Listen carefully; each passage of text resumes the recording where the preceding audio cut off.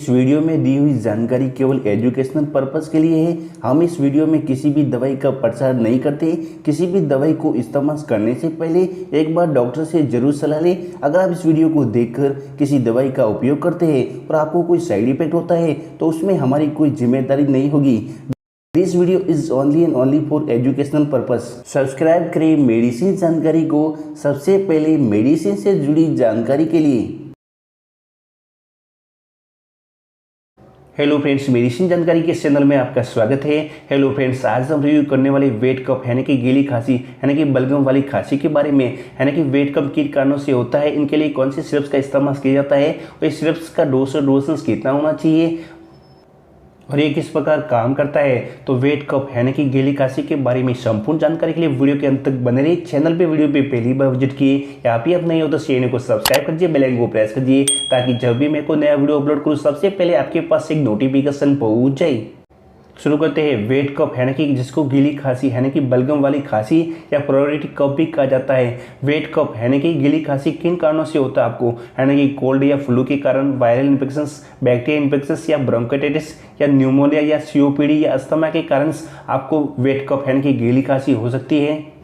अगर आपको गीली खांसी यानी कि बलगम वाली खांसी हुई है यानी कि वेट कफ हुआ तो किन सिरप्स का इस्तेमाल कर सकते हैं, यानी कि ये सिरप्स का इस्तेमाल करते हैं, यानी कि Ascoril LS, Ambrolite S, Brozedex, Asthalin AX, Asthakind LS syrups का इस्तेमाल कर सकते हैं। या फिर इसके अंदर जो इंग्रेडिएंट्स रहता है levosalbutamol sulphates, ambroxol hydrochlorides, guaifenesin expectorants, यानी कि जो सिरप्स या एक्सपेक्टोरेंट के अंदर एलएस या एस या एएक्स या एलएस रहता है तो वो गीली खांसी से राहत देता है, यानी कि वेट कफ से राहत देता है। यानी कि जो भी एक्सपेक्टोरेंट नाम से रहता है वो गीली खांसी यानी कि वेट कफ से आराम दिलाता है।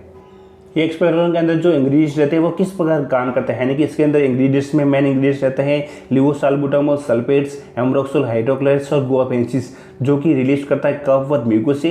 एम्ब्रोक्सोल से एक म्यूकोलाइटिक से जो कि रिलीज करता है म्यूकोस फेल्गम को और कफ को बाहर निकालता है। लिवोसाल्बुटामोल से एक ब्रोंकोडायलेटर है, यह वायु मार्गों की मांसपेशियों को आराम देकर वायु मार्गों को विस्तारित करके काम करता है। गुआफेंसिन से एक एक्सपेक्टोरेंट है जो बलगम यानी कि कफ की सिपस्पैट को काम करता है और श्वास नली से इसे बाहर निकालने में मदद करता है, साथ में वे सांस लेना आसान कर देते हैं।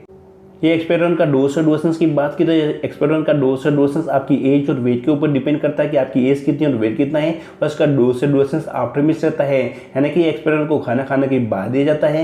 ये एक्सपेक्टोरेंट का इस्तेमाल अपने डॉक्टर की देखरेख में इस्तेमाल करें। अगर आप उसको कंटिन्यू बेस पर इस्तेमाल की जा रही है, यानी कि अपने डॉक्टर की देखरेख में इस्तेमाल नहीं करें, कंटिन्यू बेस पर इसका सेवन किया जा रही है तो इसके कुछ साइड इफेक्ट भी हो सकते हैं। यानी कि ये एक्सपेक्टोरेंट का अगर आप ओवरडोज लेते हो तो इसके कुछ साइड इफेक्ट हो सकते हैं। साइड इफेक्ट में आपको हो सकता है आपको नोजिया होना, वॉमिटिंग्स, डायरिया या अपसेट स्टमक या स्टमक में पेन होना, एलर्जिक रिएक्शन होना, हेडेक होना, रसेस होना, तो ये कुछ साइड इफेक्ट देखने को मिल सकते हैं। तो ये एक्सपेक्टोरेंट का इस्तेमाल अपने डॉक्टर की देखरेख में इस्तेमाल करें। अगर आपको वेट कफ यानी कि गीली खांसी यानी कि बलगम वाली खांसी हुई है तो Ascoril LS, एम्ब्रोलाइट S, Brozedex, Asthalin ax या आस्थाकाइन एलएस सिरप्स का इस्तेमाल कर सकते हैं। यानी कि जिस एक्सपेक्टोरेंट में एलएस एस या एएक्स या एलएस होता है वो गीली खांसी यानी कि बलगम वाली खांसी से राहत देता है, और इसके अंदर जो इंग्रेडिएंट रहता है यानी कि लिवोसाल्बुटामोल सल्फेट्स, एम्ब्रोक्सोल हाइड्रोक्लोराइड्स या गुआफेंसिन एक्सपेक्टोरेंट रहेगा। यानी कि जो भी एक्सपेक्टोरेंट नाम से आता है वो गीली खांसी यानी कि वेट कफ से आराम दिलाता है आपको।